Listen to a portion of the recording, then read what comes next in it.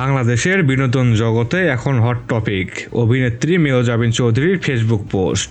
রোববার দুপুরের নিজের ভেরিফাইড পেজে তিনি দাবি করেছেন, কিছুদিন ধরেই তাকে উদ্দেশ্য প্রণোদিতভাবে বিভিন্ন ইস্যুতে টার্গেট করা হচ্ছে।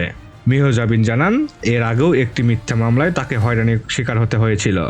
তবে আদালত সেই মামলায় তাকে অব্যাহতি দিয়েছে এবং সত্য প্রতিষ্ঠিত হয়েছে বলে তিনি উল্লেখ করেন।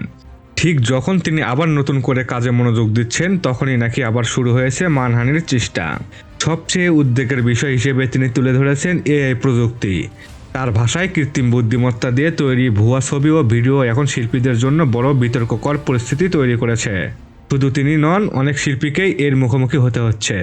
মেহজাবিন মনে করেন, বর্তমানে নারীরাই সহজ টার্গেটে পরিণত হচ্ছে। কে বা কারা এসব করছে তা তিনি নিজেই জানেন না। তবে তিনি স্পষ্ট করে বলেছেন, তিনি বিতর্ক নয়, নিজের কাজ নিয়েই থাকতে চান। প্রশ্ন হলো, এটা কি শুধু একজন তারকার সমস্যা নাকি পুরো ইন্ডাস্ট্রির জন্য সতর্কবার্তা? আপনার কি মনে হয়, এআই অপব্যবহার কি সত্যি নতুন হুমকি হয়ে উঠেছে? মতামত জানাতে ভুলবেন না। আমার চ্যানেলটি এখনও যারা সাবস্ক্রাইব করেননি, অবশ্যই সাবস্ক্রাইব করে পাশে থাকবেন।